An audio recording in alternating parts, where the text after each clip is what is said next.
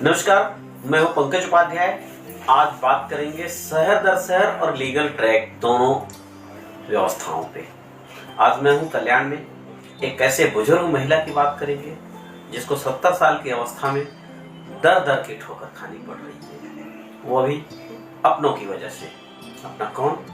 अपने तो बच्चे होते हैं, बहू की वजह से।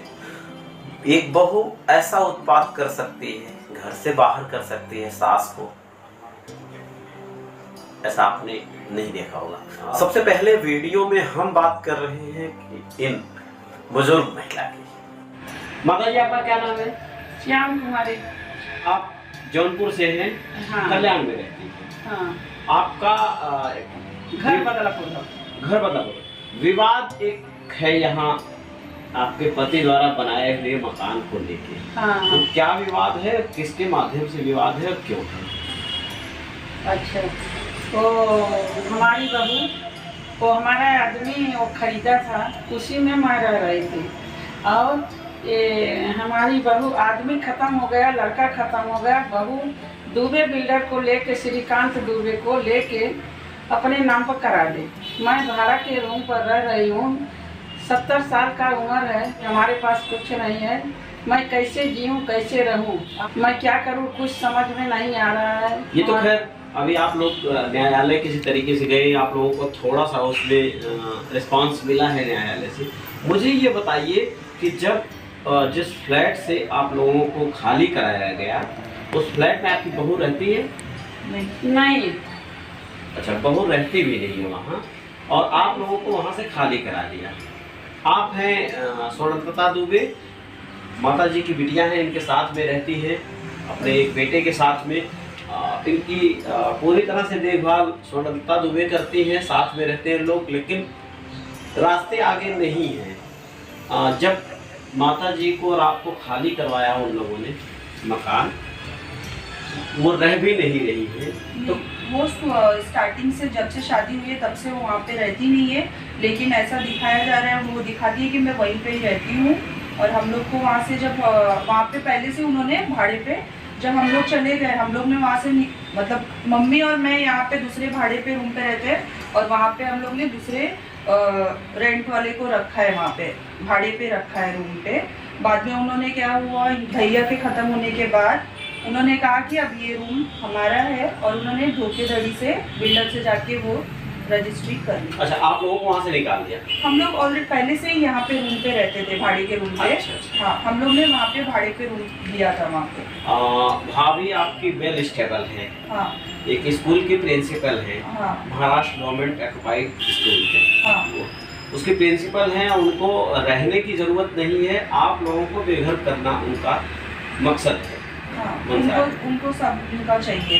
ये आखिर है क्यों, क्या है कि साजिश का क्या मतलब निकाला जाए?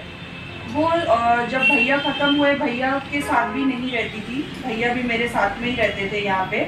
2 साल पहले ही उन्होंने भैया को छोड़ दिया था।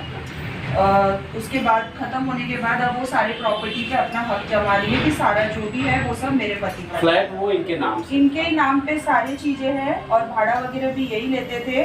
भैया के खत्म होने के बाद भाभी ने सारा चीज हड़पने को देखा, और इसकी वजह से हम लोग न्यायालय में गए, और न्यायालय से उनको 420 का, 420 का, ये सब हमने चार्जेस लगवाया, और उस पर उनका बिल रद्द भी हो चुका है। तो उसके आगे अभी पुलिस आगे जो कार्रवाई करेगी। हो सकता है इस झोल में कुछ नया निकले, क्योंकि दशकों से माता जी के नाम वो फ्लैट रहा। एक अनायास एक बैग वो फ्लैट चेंज किया जाता है, बिल्डर की मिली भगत, और सोसाइटी के द्वारा भी सोसाइटी उसमें मिली है। सोसाइटी भी मेरी भाभी से और जो दुबे बिल्डर है वो दोनों से मिले हुए हैं। अच्छा, ये सारा कुछ एक खेल है। हाँ। इस खेल की कोशिश करते हैं। न्यायालय में क्या दर्ज हुआ है उस पे चलते हैं। कल इस मामले में न्यायालय ने कुछ आदेश जारी किए हैं। इस आदेश पे जिस वकील ने आदेश जारी करवाया उनसे बात करने की कोशिश कर। प्रथम तो ये आपको बताना चाहूँगा कि एक बुजुर्ग महिला जिसका खुद का हक अधिकार मिलना चाहिए, ये उस तरह का केस है, और उसी संदर्भ में संज्ञान लेते हुए माननीय न्यायालय ने भी तत्परता दिखाई हुई है। जो महिला थी दुबे मैडम, उनके पति की ये प्रॉपर्टी थी, परंतु कुछ कारणों की वजह से, कुछ गलत तरीकों की वजह से ये प्रॉपर्टी को उनकी बहू ने हड़प लिया, बोला जाएगा तो कोई शक नहीं है उसके अंदर। और अपनी प्रॉपर्टी और अपने हक को जाहिर करने के लिए Dubey madam court, police station, municipal corporation सभी जगह गुहार लगा चुकी हैं। इसी को संज्ञान लेते हुए माननीय न्यायालय ने जिन्होंने प्रॉपर्टी हड़पी उनके खिलाफ में 156(3) का आदेश देते हुए FIR रजिस्टर करने का आदेश दिया, जिस संदर्भ में माननीय कोलसावाड़ी पुलिस स्टेशन ने FIR रजिस्टर किया और इस संदर्भ में इंक्वायरी की। उसके अंतर्गत सामने वाले माननीय न्यायालय में जाके एंटीसिपेटरी बेल के लिए गए हैं और माननीय न्यायालय ने, सत्य न्यायालय ने उस बेल को रिजेक्ट कर दिया है। अभी भी ये केस विचाराधीन है, फैसला आना तो बाकी है, क्योंकि कोर्ट एविडेंस के ऊपर चलता है, पेपर पे चलता है।